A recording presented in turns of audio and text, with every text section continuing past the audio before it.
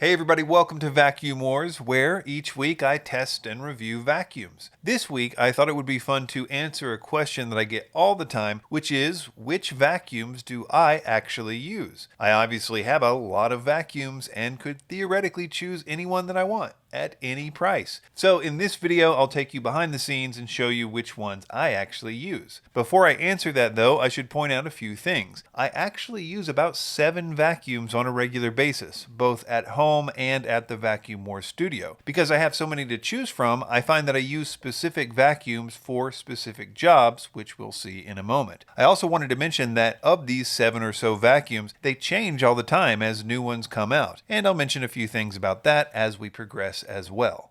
So, links in the description to everything I'll mention, and let's get started.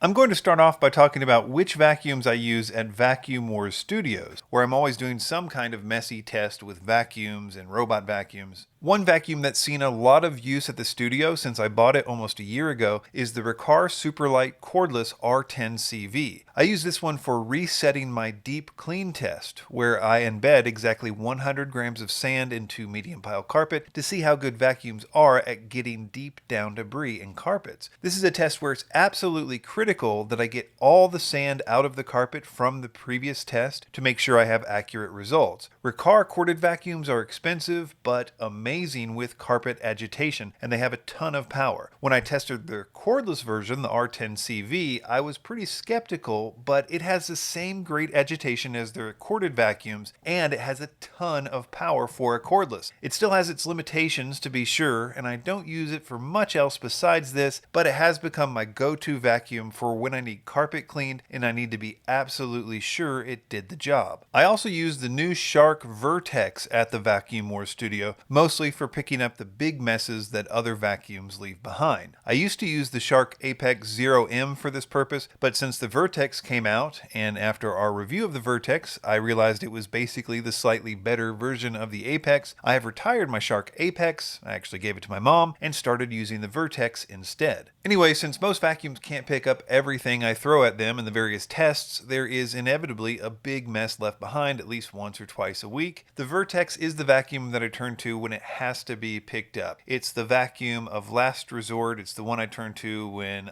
it's too big for anything else. I can also trust it if it's picking up after a major hair tangle test because it's one of the best at resisting hair tangles as well.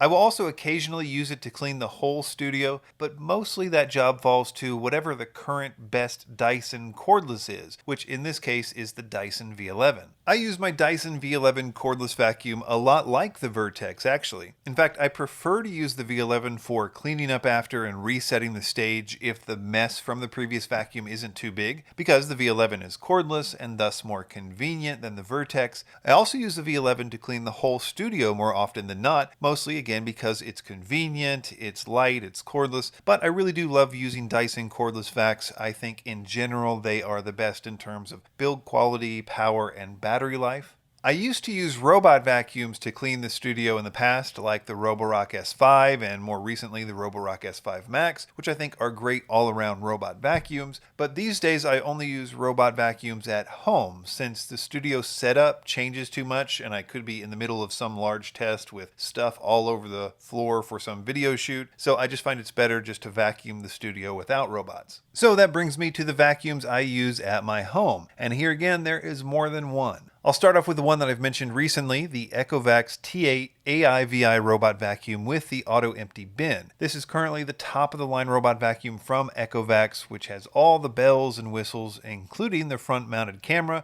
and AI obstacle avoidance system. We use it on the upstairs level of our house for vacuuming as well as mopping, and it seems like we'll continue to do so until something better comes along, which it almost always does. The upstairs has a lot more difficult areas to navigate around, so it was important to have one that we could highly customize the map with, using lots of no-go and no-mop lines to keep it out of certain areas. One update from that review is that I had said in that review that the auto-empty bin was not emptying the cat hair from our 2 cats because the bin was so full of hair that it was getting stuck in the little doors of the bin, and that I would try some things over time and report back. Well, after using it regularly, we have found that we have to set the schedule to run 3 times a week so that the cat hair doesn't build up that much. If we do that, it empties the bin automatically every time. But if it runs any less than 3 times a week, the hair will get stuck in the bin like before. We've been remodeling our downstairs and have recently started using another auto-empty robot vacuum there. In this case, it's the iRobot Roomba i7 Plus, which I actually prefer even over the more expensive Roomba S9 Plus. I think I've gotten pretty spoiled by these auto-empty bin systems at this point, and iRobot really does make one of the best, it seems. I also like the i7 for our big rug downstairs because Roombas are just so good with deep cleaning carpets. I also wanted something that had app zones, which Roombas do. They call them keep out zones.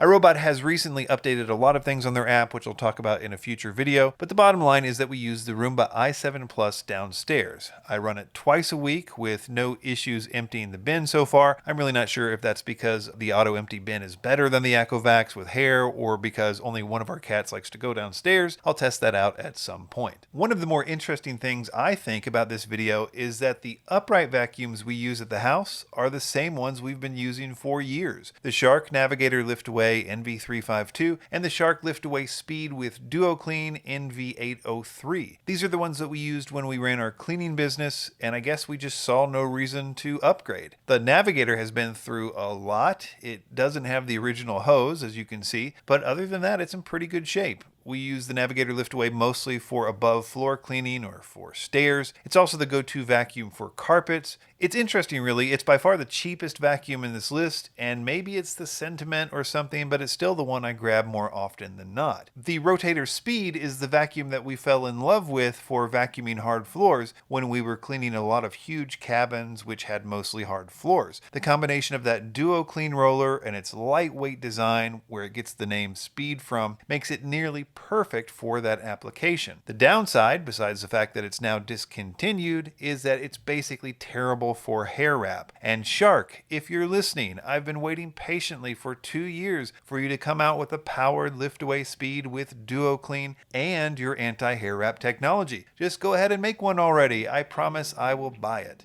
Seriously though, thanks for sticking around. Links in the description, and be sure to subscribe to Vacuum Wars. Thanks for watching.